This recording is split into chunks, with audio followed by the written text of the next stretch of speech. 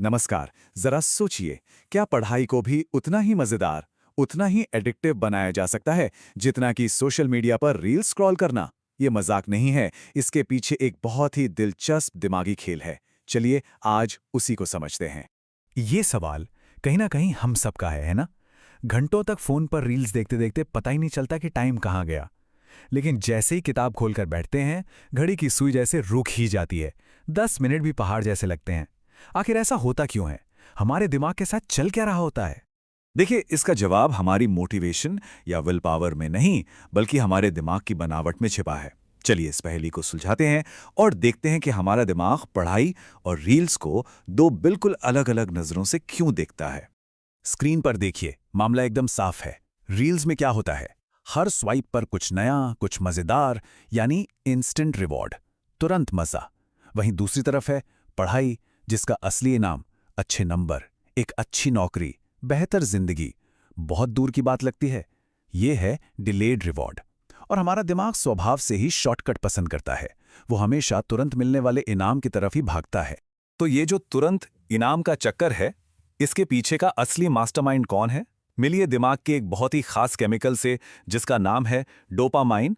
Dopamine को आप दिमाग का फील गुड केमिकल समझ सकते हैं।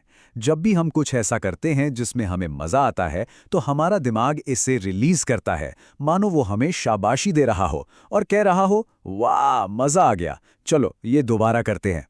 और सोशल मीडिया ऐप्स बनाने वाले इस बात को बहुत अच्छे से जानते हैं। हर नई रील, हर लाइक, हर कमेंट हमारे दिमाग को डोपामाइन का एक छोटा सा हिट देता है। और ये एक ऐसा लूप बन जाता है जो कभी खत्म ही नहीं होता, हमें बांधे रखता है। और असली प्रॉब्लम यहां दिखती है। सोशल मीडिया से हमारे दिमाग में डोपामाइन का एक तरह से तूफान आ जाता है, जबकि पढ़ाई शुरू करने पर जो डोपामाइन मिलता है वो एक छोटी सी लहर जैसा होता है। तो अब आप ही बताइए, दिमाग किसे चुनेगा? जाहिर है तूफान को। तो इसका मतलब क्या ये है कि हम में कोई कमी है? हमारी मोटिवेशन कमजोर है? बिल्कुल नहीं। असली प्रॉब्लम हम में नहीं, बल्कि हमारे काम करने के तरीके में है। प्रॉब्लम डिजाइन की है। ये बात गांठ बांध लीजिए। खुद को दोष देना आज से ही बंद कर दीजिए। आपका दिमाग खराब नहीं है, वो तो बस वही कर रहा है जिसके लिए वो बना है, आसान और तुरंत मिलने वाली खुशी की तलाश करना। तो हमें अपने दिमाग से जबरदस्ती नहीं करनी है, बल्कि थोड़ा स्मार्ट तरीके से काम लेना है। हमें पढ़ाई को एक बोरिंग काम की तरह नहीं, बल्कि एक मजेदार गेम की तरह रीडिजाइन करना होगा, ताकि दिमाग खुद ब खुद उसकी तरफ खींचा चला आए। तो सवाल ये है कि ये होगा कैसे? चलिए अब हम 4 प्रैक्टिकल और साइंस पर आधारित स्टेप्स देखते हैं, जो पढ़ाई को भी उतना ही दिलचस्प बना सकते हैं जितना कि आपका फोन चलाना। ये है वो 4 स्मार्ट टूल्स। काम को छोटे छोटे हिस्सों में तोड़ना, हर हिस्से के बाद खुद को तुरंत इनाम देना, पूरी प्रोसेस को एक गेम जैसा बना देना और पढ़ने के लिए एक सही माहौल तैयार करना। चलिए एक एक करके इन्हें समझते हैं। सोचिए, आज पूरा चैप्टर खत्म करना है। ये सोचते ही तो आलस आ जाता है ना? इसकी बजाय उसे छोटे छोटे मिशन में तोड़ दीजिए। जैसे अभी सिर्फ 2 पेज पढ़ने हैं या सिर्फ एक टॉपिक समझना है।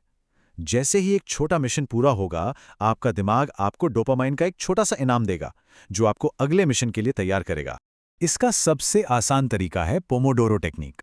बस 25 मिनट का टाइमर लगाइए और उस दौरान दुनिया भूलकर सिर्फ पढ़िए। फिर 5 मिनट का ब्रेक लीजिए। ये इतना आसान है कि इससे कोई भी आज से ही शुरू कर सकता है। और ये आदत बनाने का एक बहुत पावरफुल तरीका है। इसे कहते हैं अपने दिमाग के साथ एक डील करना। आप पढ़ाई जैसे मुश्किल काम को अपनी किसी पसंदीदा चीज से जोड़ देते हैं। जैसे मैं 25 मिनट पढ़ने के बाद ही अपना फेवरेट गाना सुनूंगा। इससे क्या होता है?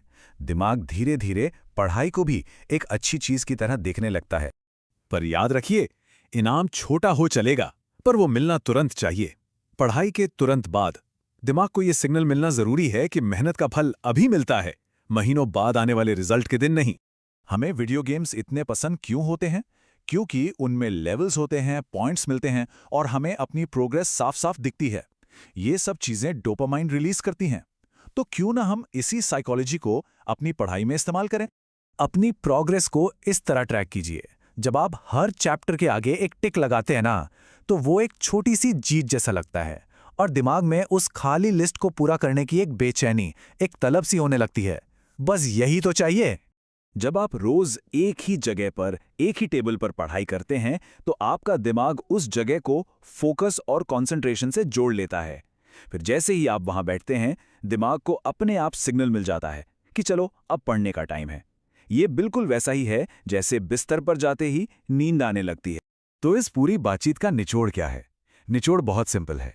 अपने दिमाग से लड़ना बंद कीजिए, उसे समझने की कोशिश कीजिए और अपने काम करने के तरीके को ही उसके हिसाब से बदल दीजिए। और यही आज का सबसे शक्तिशाली आइडिया है। आदतों को बदलने के लिए सिर्फ विल पावर पर निर्भर मत रहिए, बल्कि स्मार्ट डिजाइन पर भरोसा कीजिए। अपने पढ़ने के तरीके को, अपने माहौल को ऐसा बनाइए कि पढ़ाई करना मुश्किल नहीं बल्कि सबसे आसान और नेचुरल ऑप्शन बन जाए। तो अब आपकी बारी है। जरा सोचिए, अपनी पढ़ाई को रीडिजाइन करने के लिए आज आप पहला छोटा सा कदम क्या लेंगे? क्या 25 मिनट का एक पोमोडोरो सेशन करेंगे या अपनी प्रोग्रेस ट्रैक करने के लिए एक चेकलिस्ट बनाएंगे? याद रखिए, एक लंबी यात्रा की शुरुआत हमेशा एक छोटे आसान कदम से ही होती है।